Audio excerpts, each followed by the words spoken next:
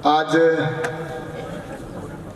इस किसान महासम्मेलन में हमारे बीच में विराजमान हमारे प्रतिपक्ष के नेता राजवीर सिंह जी विदुड़ी जी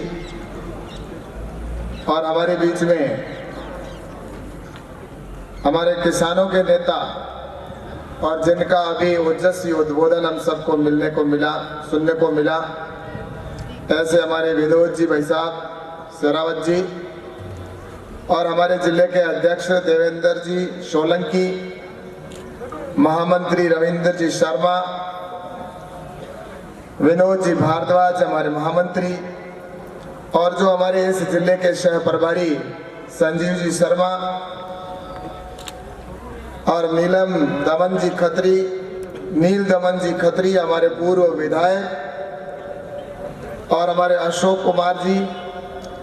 ठाकुर जी जिला प्रभारी, महेश जी तोमर, जय भगवान जी, रविंद्र जी, इंद्रराज जी, वेद प्रकाश जी पूर्व विधायक, सुनीत चौहान जी, आनंद आर्य जी और सभी मंच पर बैठे हमारे किसान मोर्चे के अध्यक्ष संजय जी डबा जी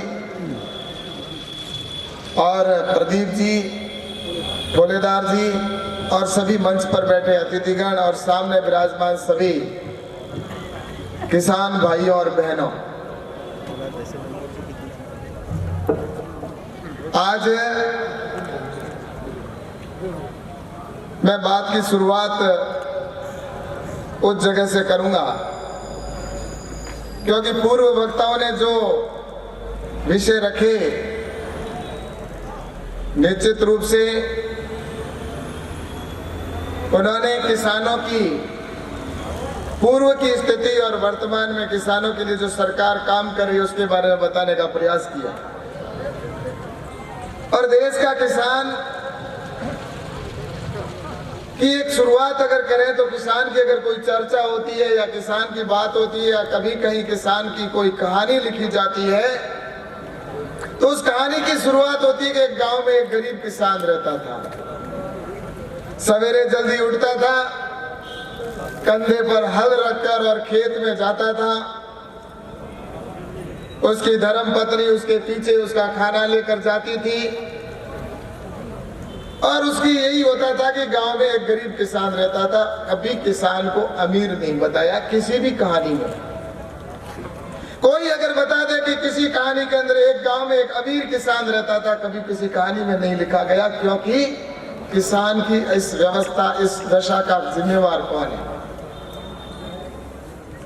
और हम कभी कोई मैगजीन भी पढ़ते हैं या कभी कोई न्यूज होती है, कभी कहीं पर भी चर्चा होती है तो उसके अंदर भी अगर कोई किसान का चित्र होता है तो उस किसान के चित्र के ऊपर वो फटे हुए कपड़े, फटी हुई जमीन दिखाना और वो आकाश की तरफ देखता हुआ एक किसान का चित्र दिखाते और कहते कि किसान देखिए किसान के हाल। कभी किसान का इस तरह का चेहरा नहीं दिखाया कि जिसमें उस किसान के उसके हंसते खेलते खिलखिलाते किसान का चेहरा कभी नहीं दिखाया। और उसके पीछे बहुत बड़ा कारण रहा इस देश के अंदर कि किसानों के लिए जो लोग राजनीति करते थे उन्होंने कभी किसान के हित का कोई योजना नहीं बनाई, न किसान को आगे बढ़ाने का कोई प्लानिंग किया। सिर्फ राजनीतिक रोटियां सेकने के लिए और सिर्फ वोट बैंक के तौर पर उन्होंने उसका इस्तेमाल जरूर किया। सरकार आपने देखा होगा देश के अंदर 60 साल किसने शासन किया। इस देश के अंदर 60 साल जिन्होंने शासन किया वो थी यूपीए या कांग्रेस की सरकार। और 60 साल में से अगर भारतीय जनता पार्टी का शासन है तो अटल बिहारी वाजपेयी जी के 6 साल और हमारे देश के प्रधानमंत्री माननीय नरेंद्र मोदी जी के 6 साल, इसके अतिरिक्त तो पूरा शासन कांग्रेस ने ही इस देश के ऊपर किया था, हुकूमत की थी। लेकिन कृषि का मैं एक बजट की बात करना चाहता हूँ। कृषि का जो बजट होता था टोटल मिलाकर वो उनके टाइम के अंदर 2012-13 10-11 का आप बजट उठाकर देख लें, कृषि का टोटल मिलाकर जो बजट होता था वो 12,000, 13,000 या 14,000 करोड़ रुपए हुआ करता था, जिसमें से आधे तो पैसे अधिकारियों की सैलरी में चले जाते थे। उसके बाद के पैसे आप देख लीजिए कि कृषि का बजट कितना था। लेकिन मुझे आज कहते हुए प्रसन्नता हो रही है कि हमारे देश के प्रधानमंत्री माननीय नरेंद्र मोदी जी ने जब से सत्ता संभाली है, उसके बाद आप कृषि का बजट देख लीजिए, और इस साल का कृषि का बजट अगर आप देखेंगे तो मैं आपको बताना चाहता हूं 1,35,000 करोड़ रुपए कृषि का बजट है। 1,35,000 करोड़, जो उनसे 10 गुना अधिक है। उनके समय में कृषि का बजट ही मात्र कितना होता था, 13 या 12,000 करोड़ रुपए हुआ करता था। लेकिन मोदी जी की सरकार में एक साल का बजट 1,35,000 करोड़, और उसमें भी 75,000 करोड़ रुपए डायरेक्ट किसान के खाते में जाते हैं, कोई बीच में बिचौलिया भी नहीं है। किसान सम्मान निधि के तौर पर डायरेक्ट किसान के खाते में 6,000 रुपए प्रति वर्ष, और 4 महीने के अंदर 2,000 रुपए उसके किसान के खाते में डालना प्रारंभ किया। इससे ही साफ जाहिर होता है कि देश के किसानों के लिए प्रधानमंत्री जी नरेंद्र मोदी जी की क्या सोच है। आज जो लोग इस बात कर रहे हैं, योजनाओं के बारे में मुझसे पूर्व वक्ताओं ने बताया, मैं उन योजनाओं के बारे में आपको नहीं बताऊंगा। लेकिन कृषि के संबंध में जिस तरह से इस देश के अंदर किसान को भ्रमित करने का प्रयास किया जा रहा है और देश के किसान को गुमराह करने की एक बहुत बड़ी साजिश की जा रही है, और वो उसके पीछे उन 3 बिलों का कारण बताया जा रहा है, और किसानों के उन तीनों बिलों के बारे में मैं आपको आपके बीच में बताने के लिए आया हूं। इन किसानों के बिलों के बारे में आपको कहना चाहूंगा कि आप और हम सब जानते हैं, जब हम मंडी में जाते थे, मैं भी किसान का बेटा हूं, मैं भी किसान हूं, और मैं जब मंडी के अंदर जाता था तो मैं हमारे जो आड़तीये होते थे उनके मुंह की तरह देखता था, और वो जो बोली बोलते थे उस बोली के अंदर वो अगर 1 पैसा भी बढ़ता था, 2 पैसे बढ़ते थे, तो मेरे चेहरे पर चमक आती थी कि हाँ 2 रुपए 2 पैसा बढ़ा है। लेकिन तय करना उनके हाथ में होता था। सिर्फ किसान अपनी जो फसल होती थी उसको औने पौने भाव के ऊपर वो बिचौलिए जो सब मिले हुए होते थे, और अपनी मनमर्जी से उस रेट के ऊपर उनको उनकी रेट जो होती थी उसके ऊपर बेच कर आना पड़ता था। आज मुझसे पूर्व वक्ताओं ने जैसा बिल्कुल सही कहा कि एक अगर ये मेरे हाथ में माइक है, उसको माइक बेचने वाली कंपनी को यह अधिकार है कि उसकी रेट वो स्वयं तय करे, और कौन से स्थान पर बेचनी है उसको वो स्वयं तय करता है। लेकिन मेरे देश का धरती पुत्र, अन्नदाता, मेहनतकश किसान रात दिन खेत में काम करने के बाद और सांप बिच्छुओं के बीच में काम करता हुआ जब वो फसल मंडी में बेचने के लिए जाता था तो उसकी रेट तय करने का उसको अधिकार नहीं था। और ये अधिकार अगर किसी ने दिया है तो इस कानून के माध्यम से अब देश का किसान किसी भी व्यक्ति को किसी भी स्थान पर और किसी भी राज्य के अंदर जहां उसको अधिक रेट मिलेगी वहां पर वो बेच सकता है। इस बात की इस बिलों के माध्यम से आजादी दी गई है। और उसमें भी अब देश का किसान किसी भी प्रकार से टैक्स, अगर उसको मंडी परिधि के बाहर किसी प्रकार का टैक्स नहीं चुकाना होगा। मंडी के अंदर राज्य का अधिकार है, मंडियां टैक्स वसूल करती है किसानों से। आपको बताना चाहता हूं, मंडियों का जिस प्रकार से राज्यों के अंदर टैक्स वसूला जाता है वो किसान के ऊपर डायरेक्ट उनके ऊपर उसका प्रभाव पड़ता है। आपने देखा होगा, आज अगर बात कर रहे हैं पंजाब के अंदर, पंजाब की सरकार किसानों से 8.5% टैक्स वसूल करती है, 8.5% टैक्स वसूल करती है।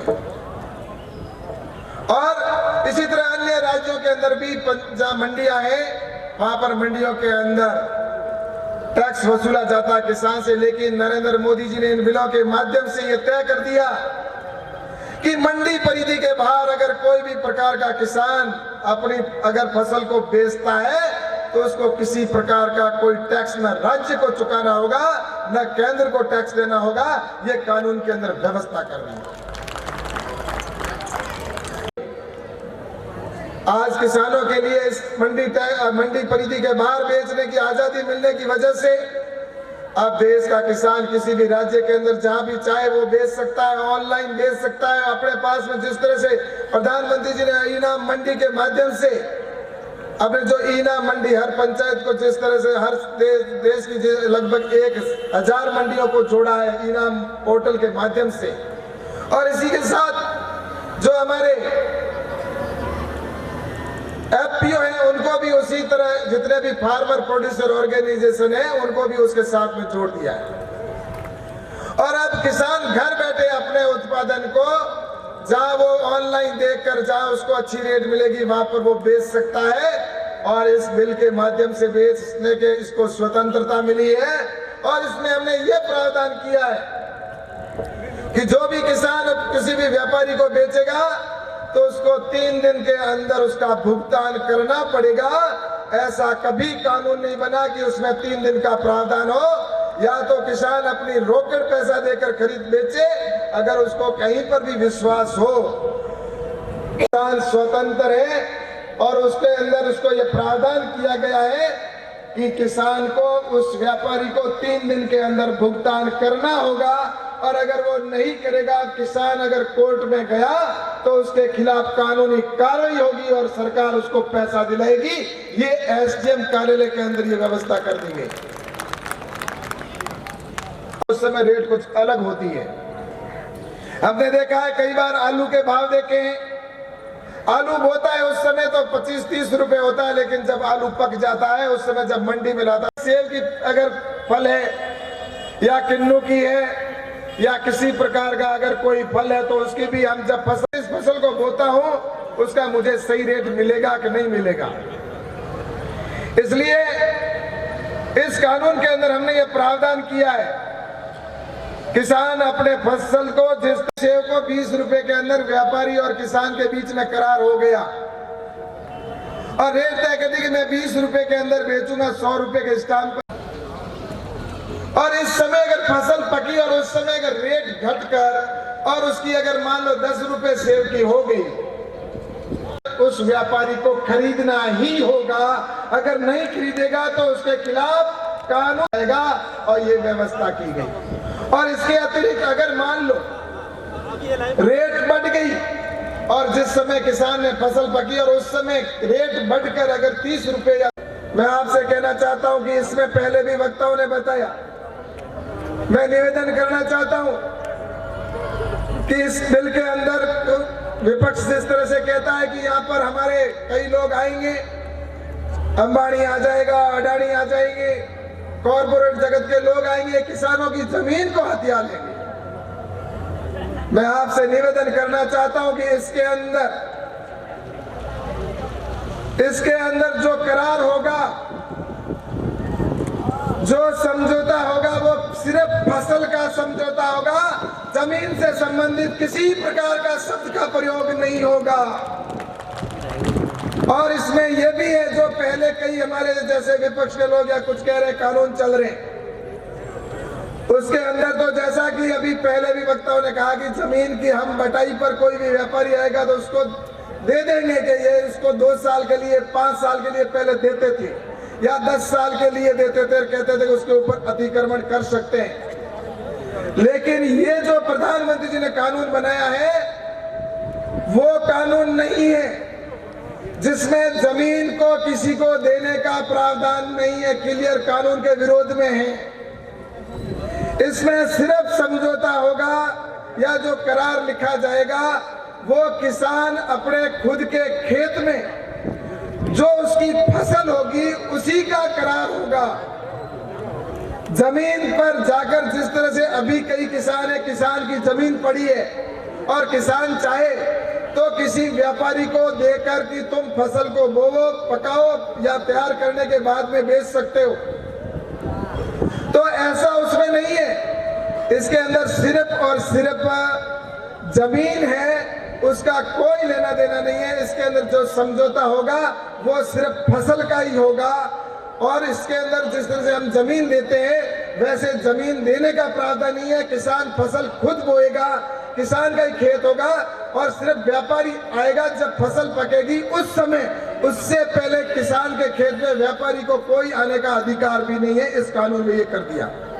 आकर और 150 खेत को अगर उसने एक साथ उसने सौदा किया, एग्रीमेंट किया और उस या अपने स्टाफ के लिए रहने के लिए कोई मकान बना दिया खेत में, या कुछ व्यवस्था के नाते कोई अगर उसने कोई गोदाम बना दिया, किसी प्रकार का कोई भी कागज गिरवी नहीं रखना पड़ेगा। आपको मोर्गेज के तौर पर बैंक को नहीं देना पड़ेगा।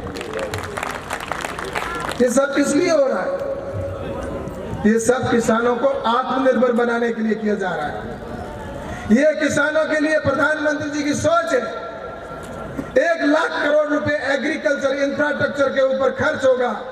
हर गांव के अंदर हमारे जैसी व्यवस्था हम करने जा रहे हैं कि वहां पर वेयर हाउस बनेंगे। आपके गांव के अंदर, आपकी कोऑपरेटिव के अंदर वेयर हाउस बनेगा। उसी जगह पर अपने अनाज को आप लाकर रख सकते हो। वहीं पर आपके एटीएम की व्यवस्था होगी उसी जगह पर, और एक उसी गांव के अंदर आपके वहां पर आपके इनाम की व्यवस्था होगी। आप किसी भी देश के किसी कोने में बेचेंगे तो इनाम की मंडी है, वैसे ही पोर्टल वहां पर आपके उस गांव की कोऑपरेटिव के अंदर होगा। और वहां पर कोल्ड वेयर हाउस जो बनेंगे, वो वेयर हाउस है, उसमें लगभग 2 करोड़ से अधिक भारत सरकार उसमें सहायता करेगी। हर गांव में जब ये इंफ्रास्ट्रक्चर खड़ा हो जाएगा, तब मेरे देश के किसान को मजबूरी के अंदर उसको किसी और को बेचने की आवश्यकता नहीं होगी। इसके लिए भी 1 लाख करोड़ रुपए एग्रीकल्चर इंफ्रास्ट्रक्चर के ऊपर भारत सरकार खर्चा करने जा रही है। इसलिए मैं आपसे साथ में आगे बढ़ रहा है और किसानों को आत्मनिर्भर बनाने का अगर कोई संकल्प ले सकता है तो वो देश के प्रधानमंत्री माननीय नरेंद्र मोदी जी है। अरे जिन लोगों ने 60 साल शासन किया, उन्होंने कभी किसान की योजना बनाई हो तो आप बताइए मुझे। सबसे पहले अगर किसानों के लिए फसल बीमा योजना लागू की तो हमारे स्वर्गीय प्रधानमंत्री अटल बिहारी जी वाजपेयी जी ने शुरू की। किसानों के लिए किसान क्रेडिट कार्ड प्रारंभ किया तो अटल बिहारी जी वाजपेयी जी ने प्रारंभ किया। केसीसी मिलती है तो उनकी वजह से मिलती है। पहले किसान बेचारा किसी व्यापारी के सामने हाथ फैलाकर खड़ा रहता था, उसको कोई पैसा देने वाला नहीं होता था। ब्याज के ऊपर वो लेके आता था और फिर फसल पकती, उस समय जाकर वापस फसल पे वो लौटाता था पैसा। और अगर कहीं पर आपदा आ जाती तो किसान अपने हाल के ऊपर रोता था, उसकी कोई इंश्योरेंस नहीं होता था। आपको पता है कि आज अगर कोई मोटरसाइकिल का इंश्योरेंस होता है, 4 व्हीलर का इंश्योरेंस होता है, एक आदमी का इंश्योरेंस होता था, लेकिन किसान की फसल का इंश्योरेंस नहीं होता था। वो इंश्योरेंस भी अटल बिहारी जी वाजपेयी जी ने प्रारंभ किया। आप लोगों ने क्यों नहीं किया इतने वर्षों तक? इसका सवाल कौन पूछेगा? और उसके बाद में एमएसपी को 1.5 गुना करने की बात आई। आज स्वामीनाथन आयोग की सिफारिश के अंदर कहा गया कि स्वामीनाथन आयोग की सिफारिश में एमएसपी को 1.5 गुना करना चाहिए, तो माननीय मोदी जी ने एमएसपी को 1.5 गुना करने का काम किया। आज जो फसल जो समय रेट थी उससे 1.5 गुना अगर कोई रेट है तो एमएसपी के ऊपर नरेंद्र मोदी जी ने की। इसलिए मैं आपसे कहना चाहूंगा कि आज देश के अंदर जिस तरह से हमारे प्रधानमंत्री जी के नेतृत्व में देश आगे बढ़ रहा है और उसके अंदर कुछ लोग जिन्होंने इस देश के अंदर 60 साल शासन किया, उन्होंने किसानों के हित की न तो कोई योजनाएं बनाई। आज ये योजना है तो नरेंद्र मोदी जी ने बनाई। उनका एक ही उद्देश्य है कि इस बिलों का विरोध क्यों करें, जिसका अभी भाई साहब ने बताया, हर चीज का उसका विरोध करना, चाहे उसके सीए का हो, चाहे धारा 370 हो, चाहे वो अन्य कोई भी हो, इनका काम विरोध करना है। और आज मैं आपसे ये भी कहना चाहूंगा कि आज जो किसान यहाँ पर बैठे हैं, कुछ लोग आज देश के अंदर सब जगह से पिछले 5-6 दिन से मैं लगातार हमारे यहाँ पर देख रहा हूँ, पूरे देश के कोने कोने से सारे किसान आकर हमारे कृषि मंत्री जी को धन्यवाद दे रहे कि ये किसानों के हित के बिल हैं। और मैं आपसे ये कहना चाहता हूँ, आज आपने भी जिस तरह से इन बिलों का समर्थन किया, मैं आपको तहे दिल से बहुत बहुत धन्यवाद देना चाहता हूँ कि आपने वास्तव में ऐसे बिलों का समर्थन किया। और जो बॉर्डर के ऊपर किसान बैठे हैं, उनसे भी मैं कहना चाहूंगा कि भारत की सरकार है वो किसान हितैषी है, और आपसे निवेदन है कि आप आइए और 2 कदम आप आगे बढ़े, 2 कदम हम बढ़ेंगे। हमारी लगातार 6 दौर की बात हो चुकी, बातचीत हुई है। और सौहार्दपूर्ण वातावरण के अंदर हुई है।